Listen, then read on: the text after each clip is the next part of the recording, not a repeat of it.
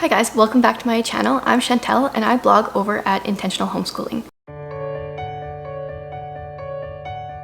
Now, when a lot of people tell me they would like to homeschool, what comes next often is people just don't have the confidence to homeschool. They don't feel like they, are going to be able to do it all.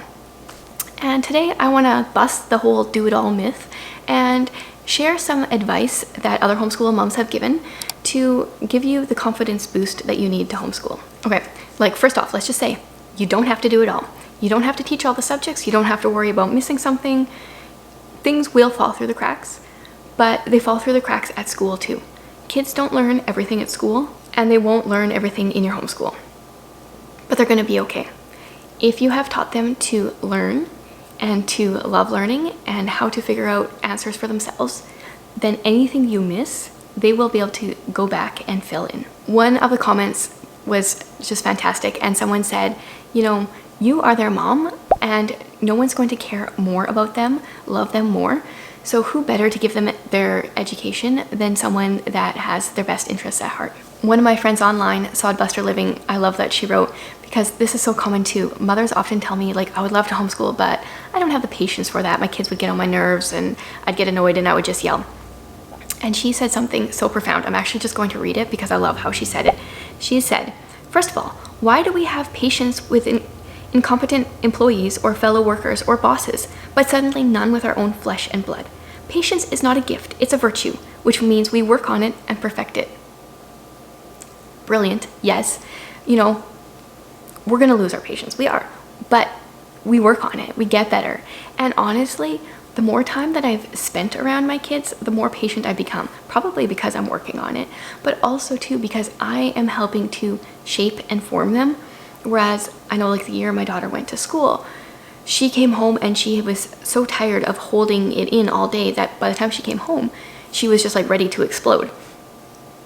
And so this way we can work on, their weaknesses, and we can just help our kids to grow and also learn patience with us. Another great piece of advice and thing to note is, you as a homeschool mom, you can give them a lot more one-on-one time than a teacher with 20 to 30 kids.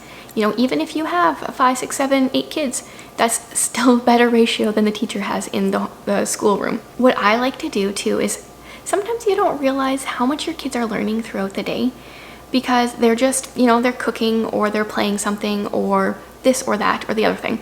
And I like to sometimes just take a minute to write down everything we did in the day. So my kids, they count their allowance.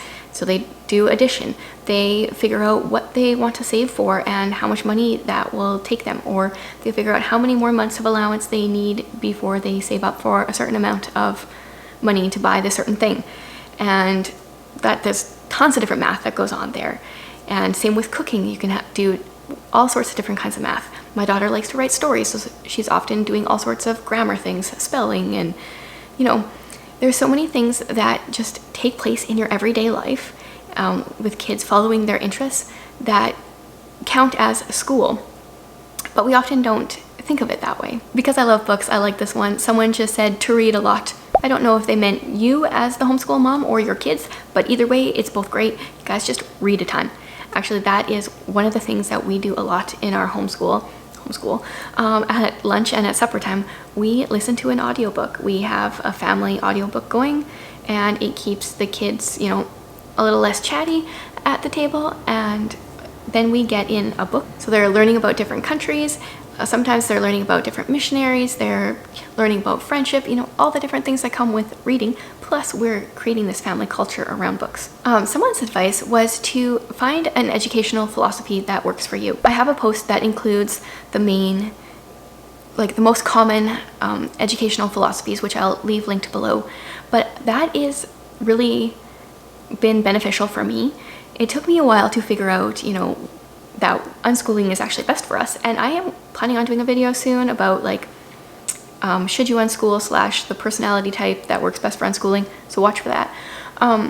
But once I learned that, then I felt like I could figure out resources and techniques and search for different things a lot easier. So yeah, take a look at that post if you haven't already, and then you can figure out which philosophy works best for your family. Someone said, Did you feel adequate to become a mom? Like, no. Do we really ever feel ready to parent? I don't think so. You might never feel ready to homeschool either, but you jump in and you learn about it and you have your kids' best interests at heart, and you know, you learn together. Another great piece of advice was to focus more on the home aspect than the school aspect, and I love that. Honestly, if you can raise children who can get along with others and figure out how to learn things, you've done your job. I feel like in society these days, it's more common to just not teach your kids how to behave, but let the school to, you know, take care of that. And that's not the school's job, you know? So if you can teach your kids how to treat others well, you're doing great. Also, don't compare yourself to other homeschoolers. I mean, it's great to get ideas from other homeschoolers. I love that. But no one is going to do the same things the same way. It won't work the one thing won't work for every household. So just because you want to do something one way doesn't mean everyone else has to, and just because someone else is doing something one way doesn't mean you have to. So the last piece of advice is to focus on Jesus. You know, I want my kids to love God and to love others. And if I can get that done, that's really all that matters. I hope this advice helps you, especially if you are starting your homeschool journey, or you know, if you're on your journey already but just needed a little bit of a confidence boost. I would love it if you would subscribe to my channel and leave a comment on this video, and we'll see you guys next week.